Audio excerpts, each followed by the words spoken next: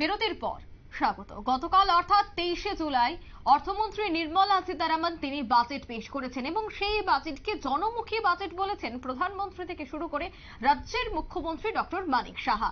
কিন্তু বিরোধীরা কিন্তু এই বাজেটকে বৈষম্যের বাজেট বলে এবার আখ্যা দিচ্ছেন। গতকাল থেকে দেখা গেছে তৃণমূল থেকে শুরু করে কংগ্রেসের একাধিক নেতৃত্বরা তারা এই বাজেট নিয়ে সরব হয়েছেন। বাজেটে বৈষম্যের অভিযোগ তুলে আজ সংসদ ভবনের বাইরে বিক্ষোভে শামিল হয় বিরোধীরা। সংসদ ভবনের বাইরে বিক্ষোভ দেখালেন রাহুল গান্ধী ও অখিলেশ যাদবরা। ইন্ডি জোটের সাংসদরাও এই বিক্ষোভে শামিল হয়েছে। কি পরিস্থিতি রয়েছে এই মুহূর্তে সংসদ ভবনের বাইরে বিস্তারিত জানবো। টেলিফোন লাইনে রয়েছে নিউজ ভ্যানগার্ড এক্সিকিউটিভ এডিটর নীল বণিক। নীল, বাজেটে বৈষম্য হয়েছে আর সেই অভিযোগ তুলে এবার সংসদ ভবনের বাইরে বিক্ষোভ দেখাচ্ছেন প্রধান বিরোধী দলনেতা রাহুল গান্ধী থেকে শুরু করে অখিলেশ যাদবরা। ঠিক কি জানতে পারছো?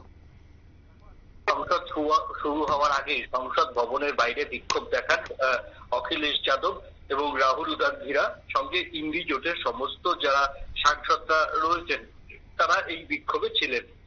মূলত যেটা অভিযোগ তোলা হয়, এই যে বাজেট, সেই বাজেট হচ্ছে দুটো রাজ্যকে দেখে এই বাজেট হয়েছে, অর্থাৎ শরিক দলের বাজেট, এমনটাই কিন্তু অভিযোগ। পাশাপাশি ইন্ডি জোটের যে সমস্ত অধীনে যে সমস্ত রাজ্য সরকারগুলি চলছে সেইখানে এই বাজেট পুরোপুরি হতাশ এবং তাদের জন্য কিছু মূলত নেই। এই নিয়েই কিন্তু কেন্দ্রীয় সরকারের বিপক্ষে আজ সংসদের বাইরে তোমার হচ্ছে বিক্ষোভ দেখান রাহুল গান্ধীরা, ইন্ডি জোটের সদস্যরা, এবং তারপরে তারা সংসদ ভবনের ভিতর ঢোকেন এবং সংসদ ভবনের ভিতর ঢোকার পরে সব থেকে তামিলনাড়ুর যে মুখ্যমন্ত্রী স্ট্যালিন তিনি পরিষ্কার জানিয়ে দিয়েছেন যে নীতি আয়োগের যে বৈঠক সেই বৈঠকে তার রাজ্য যাবে না। অর্থাৎ এবার প্রধানমন্ত্রী যে নীতি আয়োগের যে বৈঠক সেই বৈঠক কার্যত এড়িয়ে যাচ্ছে কংগ্রেস সহ বেশ কয়েকটি আঞ্চলিক দল, এবং সেই জায়গাতে মমতা বন্দ্যোপাধ্যায় নীতি আয়োগের বৈঠক এড়াবেন কিনা সে বিষয়ে এখনো স্পষ্ট কিছু পাওয়া যায়নি। তবে নীতি আয়োগের বৈঠক বয়কট করে কার্যত মোদী সরকারের উপর আরো একবার চাপ তৈরি করার চেষ্টায় তোমার হচ্ছে বিরোধীরা, এবং নীতি আয়োগের বৈঠকে কংগ্রেসের কোনো মুখ্যমন্ত্রীরা যাবেন না বলে আজকে কিন্তু বিষয়টি পরিষ্কার করে দিয়েছেন রাহুল গান্ধী এবং মল্লিকার্জুন খার্গেরা।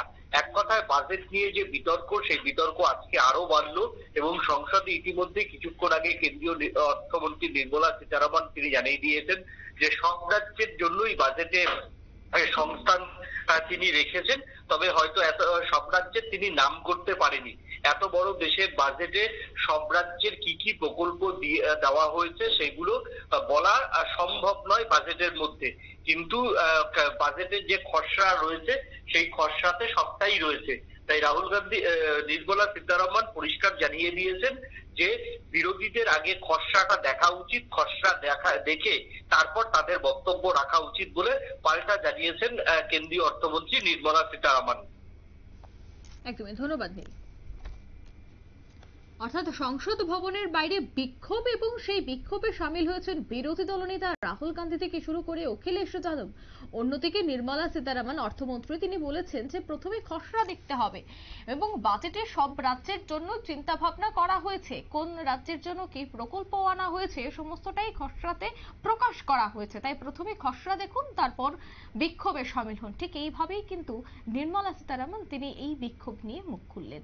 নিয়ে নিচ্ছে ছোট্ট একটি বিজ্ঞাপন বিরতি, সঙ্গে থাকুন।